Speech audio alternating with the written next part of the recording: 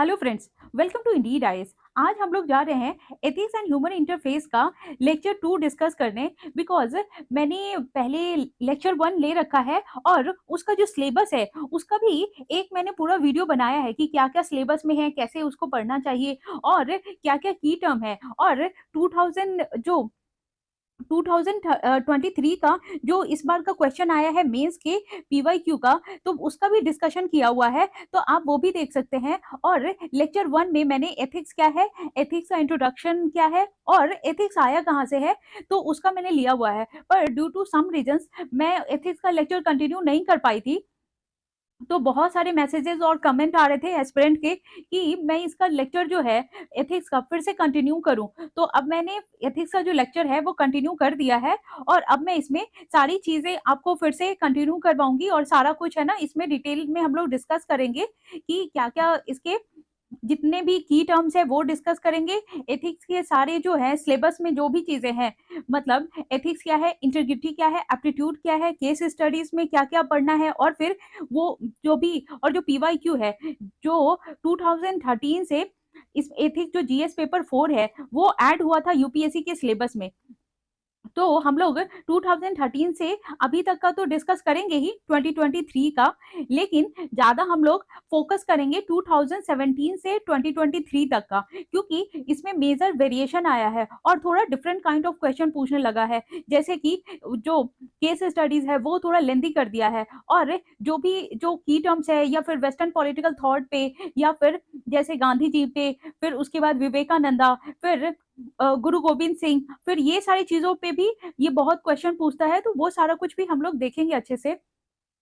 खैर ये वाला मैं पहले लेक्चर 1 में करवा चुकी हूँ ये सारी चीजें, लेकिन अभी थोड़ा सा ओवरव्यू ले लेते हैं, उसके बाद में आगे का आपको आगे का डिस्कस करेंगे हम लोग।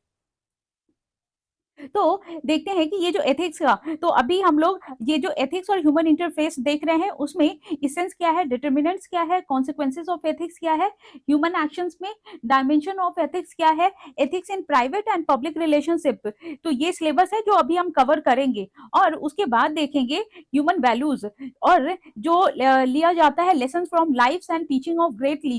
लीडर्स, जैसे कि गांधी हो गए, विवेकानंदा हो गए, या फिर जो वेस्टर्न पॉलिटिकल जो फिलोसफर है जैसे प्लेटो हो गए, एरिस्टोटल हो गए, मार्क्स हो गए, तो ये सारा कुछ हम पढ़ेंगे। फिर उसके बाद जो रिफॉर्मर है कि उन्होंने कैसे रिफॉर्म लाया था, और जो हमारा कल्चर है, ट्रेडिशन है, और जो एथिक्स में वो पढ़ेंगे। फिर एडमिनिस्ट्रेशन में एथिक्स का होना कितना जरूरी है, क्योंकि और वो भी हम लोग देखेंगे, और role of family, society, educational institution inculcating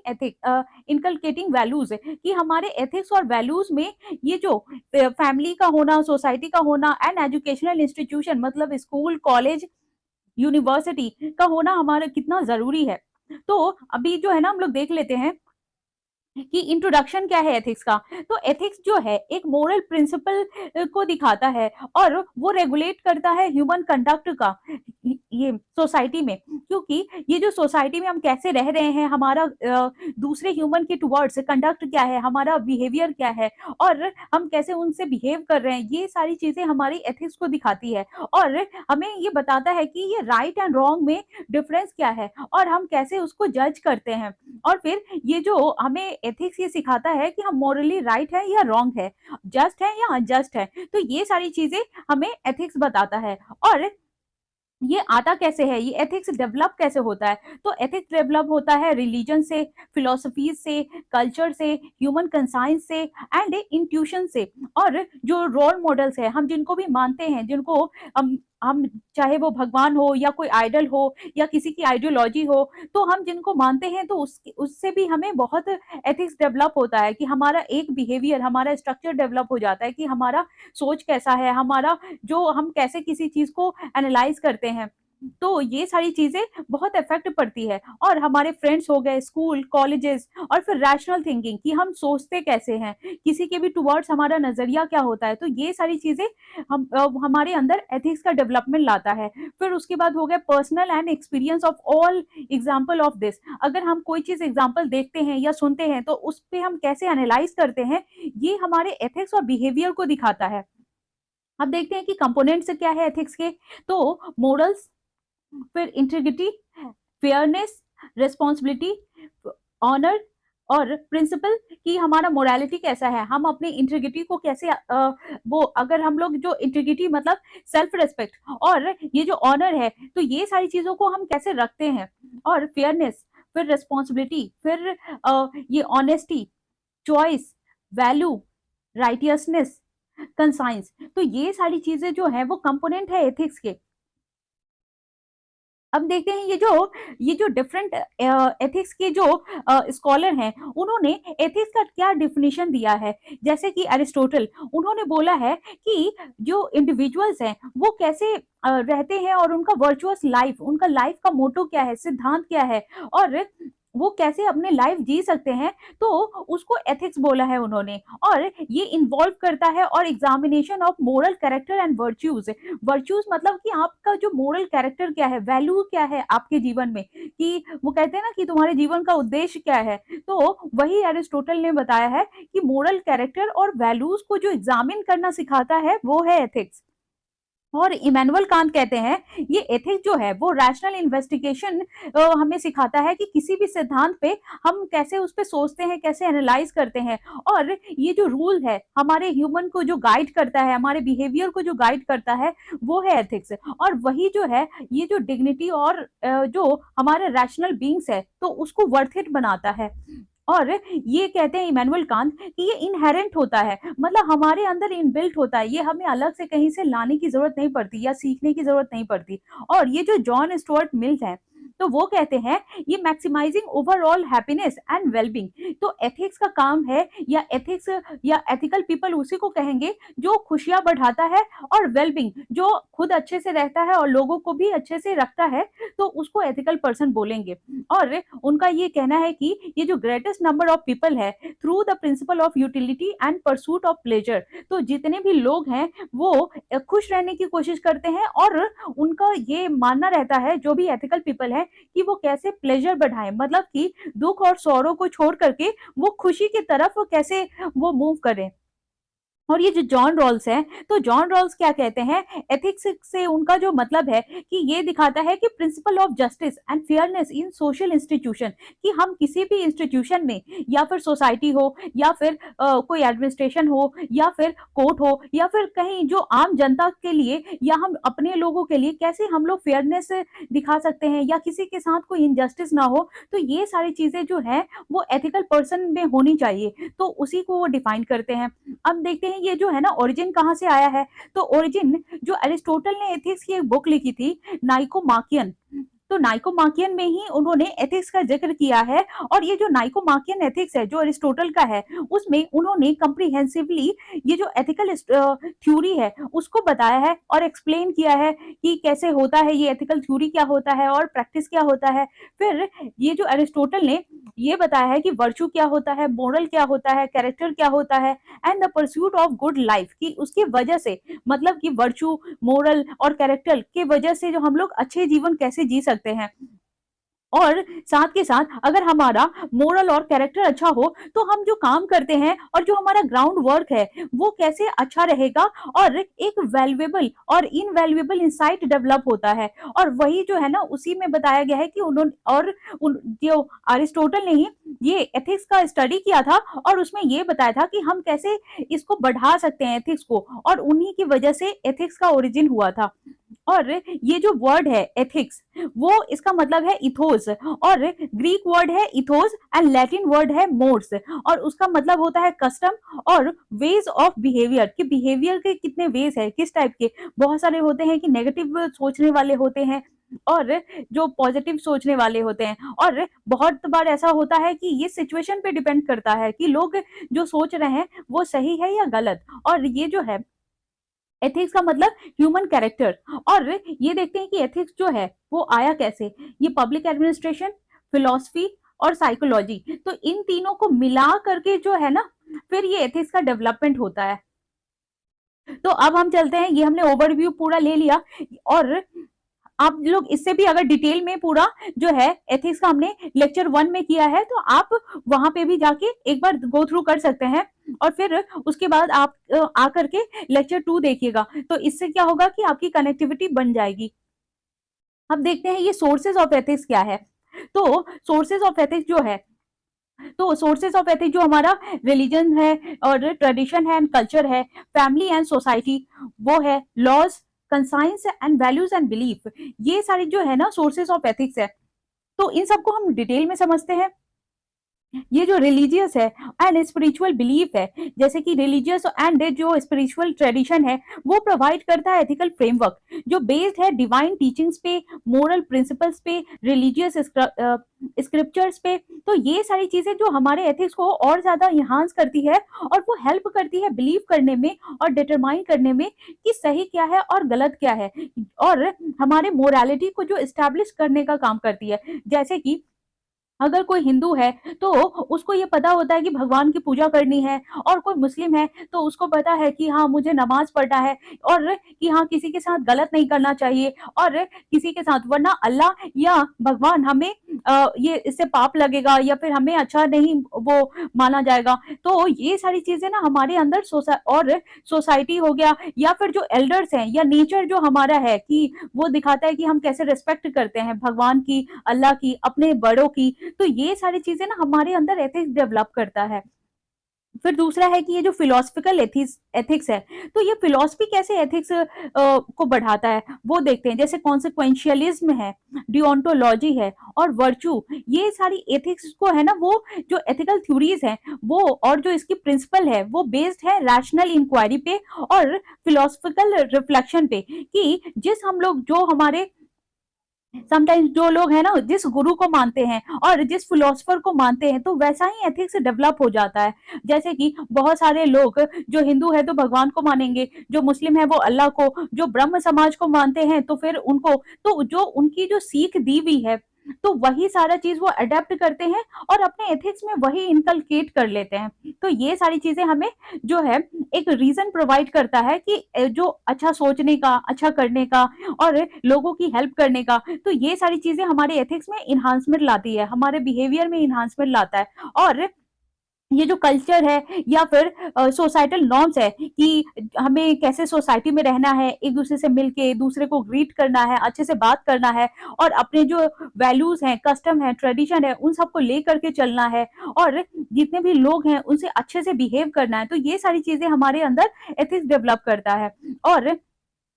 और ये भी दिखाता है कि हम कैसे लोगों को ट्रीट करते हैं। और जैसे कि ये जो पहले था कि ये जो पहले के लोग जैसे थे, ब्राह्मणिकल ईरा जब था, तो उसमें ये था कि जो मतलब कि जितने भी ब्राह्मण सब थे वो पूजनीय थे, तो लोग है ना जैसे ही उनको देखते थे तो प्रणाम करने लगते थे और ऐसा मानते थे कि हाँ ये भगवान के दूत हैं और इनकी रिस्पेक्ट करना है। तो ये सारी चीजें पहले से चली आ रही थी और अभी है कि भगवान का या एल्डर्स का लोग रिस्पेक्ट करते हैं।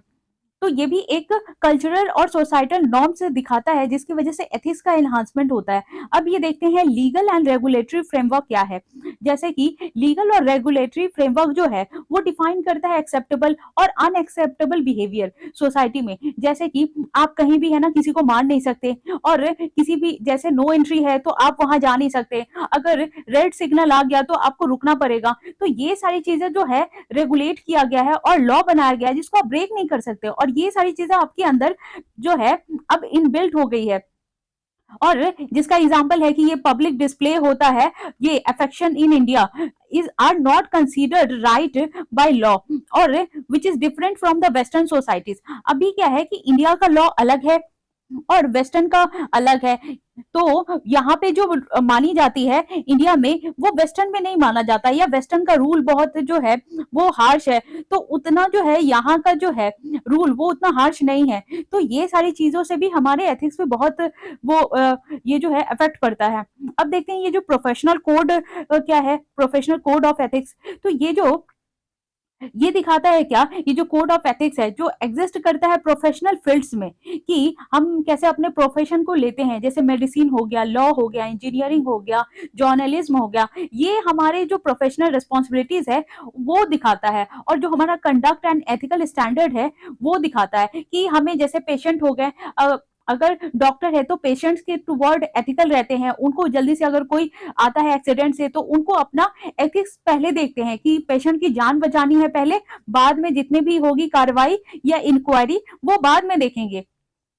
अगर कोई लॉयर है तो उसका ये है एथिक्स कि वो जितने भी जो उसका जो कैंडिडेट है या फिर तो उसको है ना हर हाल में जस्टिस दिलवाना, तो ये सारी चीजें जो है वो प्रोफेशनल कोड ऑफ एथिक्स को दिखाता है। अब बात करते हैं जो हमारा एथिकल प्रिंसिपल एंड थ्योरीज है, तो वो कैसे एथिक्स डेवलप करता है। तो ये जो फ्रेमवर्क है उसके प्रिंसिपल है जैसे कि ऑटोनॉमी हो गया, बेनेवियंस हो गया और नॉन मेलेफियंस हो गया एंड जस्टिस, जो सर्व करता है फाउंडेशनल कंसेप्ट को, जिसके वजह से ये जो एथिकल थ्योरीज है जैसे यूटिलिटेरियन हो गया, डिओन्टोलॉजिकल एथिक्स हो गया और वर्च्यू एथिक्स। और ये जो यूटिलिटेरियन हो गया, तो ये जब हम लोग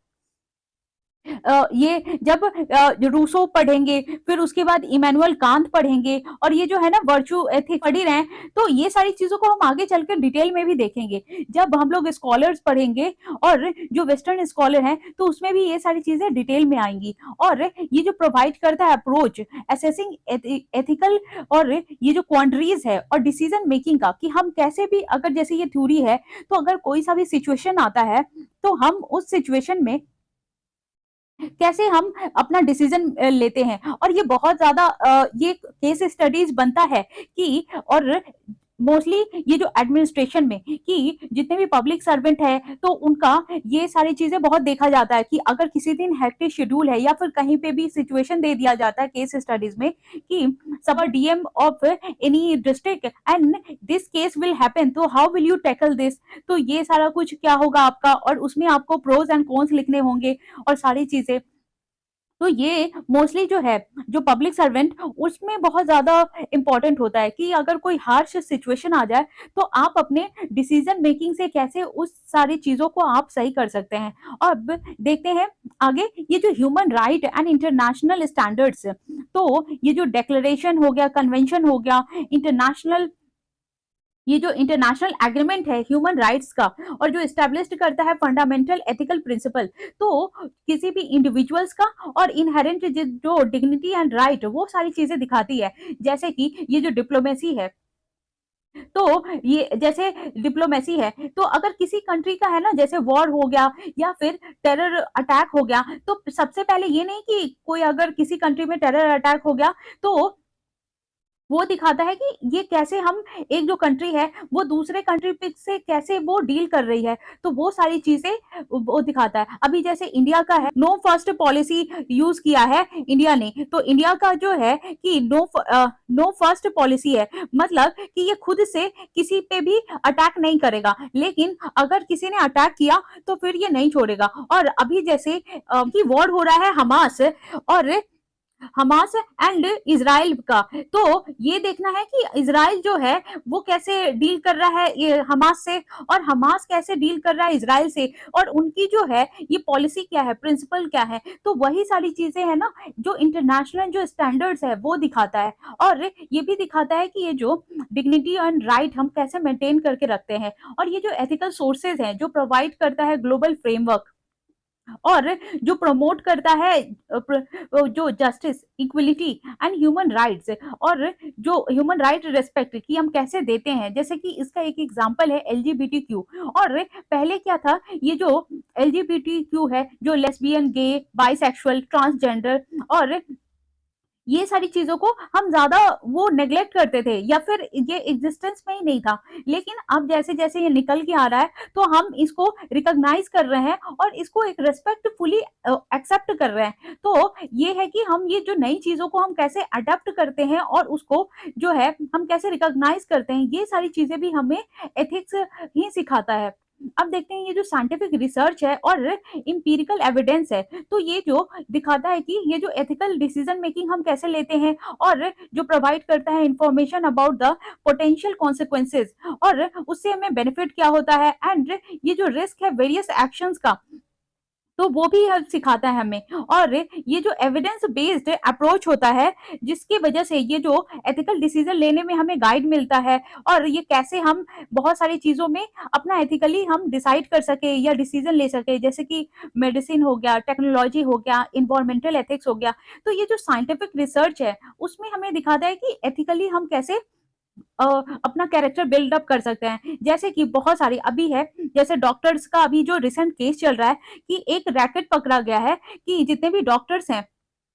वो जितने भी गरीब लोग हैं उनका ऑर्गन ले करके, और बहुत सारे जो पुअर लोग हैं वो अपना जो है ऑर्गन बेच देते हैं अमीर लोग को, ताकि उससे ज्यादा पैसा आ सके। या फिर जितने भी डेड बॉडीज हैं या फिर जितने पुअर लोग हैं, तो उनके इलाज के दौरान ये जो है डॉक्टर्स उनका ऑर्गन ले लेते हैं। और जितने भी रिच पीपल है, रिची रिच को जो ऑर्गन की जरूरत है, जैसे किडनी हो गया, हार्ट का ट्रांसप्लांटेशन, लीवर हो गया, और भी सारी चीजें हैं, तो ये जितने रिची रिच हैं तो ये उनको ज्यादा दाम में ट्रांसप्लांट कर देते हैं। तो ये एक डॉक्टर के जो है ना अनएथिकल बिहेवियर दिखाता है। तो ये सारी चीजें नहीं होनी चाहिए। अब जैसे कि टेक्नोलॉजी है, तो बहुत सारी टेक्नोलॉजी को यूज करते वक्त या फिर जो है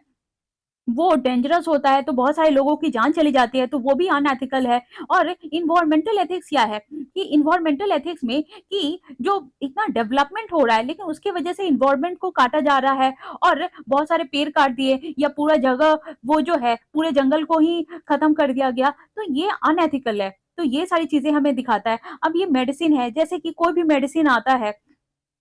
तो ये जो मेडिसिन कोई भी मार्केट में रिलीज होने से पहले ये बहुत सारे जो है ह्यूमंस पे या मोस्टली जो है जो एनिमल्स पे यूज किए जाते हैं, उसका बहुत ज्यादा साइड इफेक्ट पड़ता है। जैसे आपने ये देखा होगा कि मेडिसिन के पर्चे पे लिखा होता है कि एक तो, और जो टेस्टेड है, तो ये जो टेस्ट किया जाता है वो मोस्टली रैट पे करते हैं, एनिमल पे करते हैं, तो बहुत सारे जो है एनिमल्स की जान चली जाती है। या फिर कुछ ह्यूमंस पे भी करते हैं, तो उस पे उनकी भी जान चली जाती है। तो एथिकली ये रॉन्ग है। और फिर ये देखते हैं ये जो इम्पोर्टेंस क्या है एथिक्स का, एथिक्स होना क्यों चाहिए। और तो ये एक जो मोरल मैप है, जो इसकी वजह से हमें मोरालिटी और एथिक्स जो है और जो हमारा फ्रेमवर्क है वो मिलता है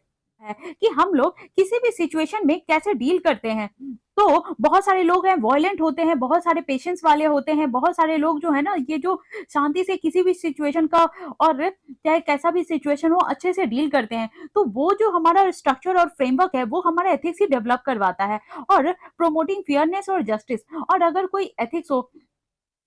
तो उससे क्या होता है, ये इंश्योर करता है कि किसी भी पीपल को वो फेयरली ट्रीट करे रिगार्डलेस ऑफ देयर बैकग्राउंड और कैरेक्टरिस्टिक्स। कि अगर ऐसा नहीं होना चाहिए कि कोई अगर रिच है तो उससे अच्छा ट्रीटमेंट दे उसको, और कोई पुअर है तो उसको बुरा ट्रीटमेंट दे, तो ऐसा नहीं होना चाहिए। और ये जो एथिकल प्रिंसिपल है वो ऐसा होना चाहिए कि सबका हेल्प करे बिना किसी डिस्क्रिमिनेशन के और एक्सप्लॉयटेशन के। और ये जो अपने पावर है उसका कोई अब्यूज नहीं होना चाहिए। तो जैसे कि सिविल सर्वेंट है वो जो है उनको बिलीव करना चाहिए फेयरनेस में, जस्टिस में, और हमेशा एक्ट करना चाहिए इम्पार्शियलिटी एंड, और कभी भी उनको आर्बिट्रेरी मैनर में उनको एक्ट नहीं करना चाहिए। क्योंकि सिविल सर्वेंट के पास पावर होता है कि वो पूरे डिस्ट्रिक्ट को कंट्रोल करते हैं, और डिस्ट्रिक्ट के जितने भी लोग हैं वो उनके अंडर में आते हैं। तो अगर वो अनएथिकल और अब्यूसिव अपने पावर का यूज करेंगे तो उससे अच्छा इफेक्ट नहीं पड़ेगा। अब देखते हैं ये जो फॉस्टरिंग सोशल रिस्पॉन्सिबिलिटी है तो वो कैसे डेवलप होता है। तो ये जो इंडिविजुअल्स के और जो ऑर्गेनाइजेशन है वो अगर एथिक्स रहे तो एनकरेज किया जाता है कि ये एथिकल पर्सन है, इसको हाई जो है टॉप मोस्ट इसको पेडेस्ट्रल पे बैठाते हैं, या फिर तो जितने भी लोग हैं वो इनसे सीखेंगे और इनकी बात मानेंगे। जैसे बेटी बचाओ बेटी पढ़ाओ, तो जितने भी जो टॉप मोस्ट वेमेन है जो आइडियलाइज की जाती हैं उनको उनका एम्बेसडर बना दिया जाता है। तो उससे क्या होता है, लोग है ना उनसे लर्न करते हैं। अब और जैसे कि स्वच्छ भारत मिशन, तो स्वच्छ भारत मिशन में अमिताभ जी को रखा गया कि लोग उनको सुनते हैं, लोग उनको आइडियलाइज करते हैं, उनकी चीजें मानते हैं। तो इसीलिए जो है वो सोशल रिस्पॉन्सिबिलिटी बन जाती है कि हम अपने एथिक्स का जो सामने वाले जो पीपल हैं उनको कैसे एनकरेज करें। और जैसे कि जितने भी जो है इन्वायरमेंट के लिए भी, और जितने भी जो है जो दिग्गज लोग जिन्होंने अच्छा किया है तो उनको ना सामने रखा जाता है ताकि लोग उनको सीखे और आइडियलाइज करें। उन्होंने जो सचिन तेंदुलकर ने क्या किया, क्योंकि बहुत सारे लोग जो करोड़ों पीपल है वो उनको आइडियलाइज करते हैं, उनको मानते हैं, उनको फॉलो करते हैं। तो सचिन तेंदुलकर को जब अल्कोहल कंपनी से जब ऐड करने के लिए ऑफर आया तो उन्होंने मना कर दिया कि नहीं, अगर मैं इसका एडवर्टाइज करूंगा तो बहुत सारे लोग उसको पीने लगेंगे या वो खरीदने लगेंगे, क्योंकि जो उनके जो फैंस है वो जो भी वो करेंगे उनके फैंस वो मानेंगे। तो इसीलिए उन्होंने मना कर दिया था। अब देखते हैं ये जो importance of ethics in human life में इसका क्या इम्पोर्टेंस है। जैसे अगर एथिक्स रहेगा तो कोई भी पर्सन ब्यूटीफुल होता है और गुड सोल होगा, कि उसको है ना दूसरों को हर्ट नहीं कर सकता है वो, और ये फॉर्म कैरेक्टर, वो कैरेक्टर बिल्ड अच्छा कैरेक्टर वाला होगा, ट्रांसपेरेंसी डेवलप होगा, मतलब वो कोई है ना गलत काम नहीं कर सकता है, ट्रांसपेरेंट रहेगा, और साउंड डिसीजन, कि कोई भी जो डिसीजन है वो पेशेंटली अच्छे से लेगा। तो ये सारी चीजें हैं, और ये जो है help in finding solution to moral issues, और जितने भी जो क्रिटिकल इश्यूज आ जाएंगे, तो अगर कोई एथिकल पर्सन है और वो जस्ट पर्सन है तो वो टाइम लेगा, लेकिन वो बिल्कुल सही, और वो जितने भी सही और जो सटीक है, फेयर और जो ट्रांसपेरेंट है, वो हमेशा अपना जो है डिसीजन लेगा, और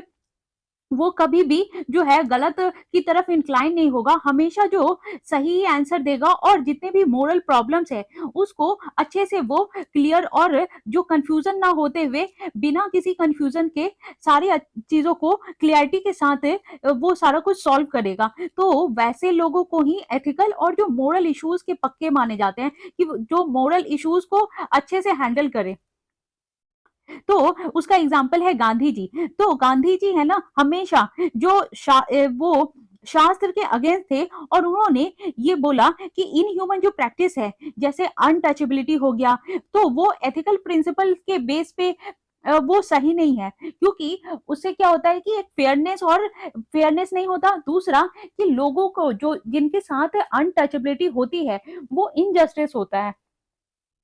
और ये भी बोला कि ये जो इंश्योर किया कि इंडिविजुअल और सोशल गुड, तो उसमें भी इंश्योरिटी लाती है। जैसे एथिक्स हो गया, वो एक गाइड करता है ह्यूमन बिहेवियर को, और असिस्ट करता है मैन को कि वो अपना गुड लाइफ जिए और अप्लाई करे मोरल प्रिंसिपल। और उसके लिए जरूरी है कि वो इंडिविजुअल खुद में भी और सोशल भी गुड रहे। ऐसा नहीं है कि वो अकेले में बहुत बदमाश है और सोसाइटी के सामने वो दिखा रहा है कि हम तो बहुत अच्छे हैं, हम बहुत एथिक्स वाले हैं, हमारा जो बिहेवियर है वो बहुत अच्छा है, और साथ के साथ उसमें गुड ह्यूमैनिटी भी होना चाहिए सबके टुवर्ड्स है, खुद के टुवर्ड्स, फैमिली के टुवर्ड्स, अपने एल्डर्स के टुवर्ड्स, अपने यंगर्स के टुवर्ड्स, और सोसाइटी के टुवर्ड्स। क्योंकि बहुत सारे पीपल ऐसे होते हैं जो घर में अच्छे नहीं होते हैं, अपने लोगों के साथ अच्छे नहीं होते, और वो मार्केट में ढोंग रचते हैं कि we are good people and we have good ethics and we have good persona and good character. तो वैसे लोग अच्छे नहीं होते हैं। तो ये बोल रहे हैं इन शॉर्ट कि आप जैसे अंदर से हैं, आप बाहर में भी वैसे ही रहिए, और अलग से आपको एक जो कवच पहनने की जरूरत नहीं है, आप अंदर से भी अच्छे रहिए और बाहर से भी अच्छे रहिए। और ये जो है, और किसी भी पर्सन में ये जो एथिक्स और रिलीजन का होना बहुत जरूरी है, और यही दोनों चीज जब रहेंगी तो वो पर्सन जो है वो मोरालिटी के टुवर्ड्स वो स्टैंड अप करता है, और वो उसका स्टैंडर्ड हाई रहता है। जैसे कि अगर कोई रिलीजन में बिलीव करेगा, चाहे वो कोई सा भी रिलीजन हो, कोई सा भी धर्म हो, और कोई सा भी आइडियोलॉजी हो, तो उसको पता होगा कि इस आइडियोलॉजी के अगेंस्ट अगर हम मुझे जाना नहीं है क्योंकि ये गलत है, और अगर एथिक्स होगा तो वो सही होगा, क्योंकि उसमें सोचने समझने और डिसीजन मेकिंग की पावर जो है वो बहुत अच्छी होगी। और ये जो है अपहोल्डिंग प्रोफेशनल स्टैंडर्ड्स,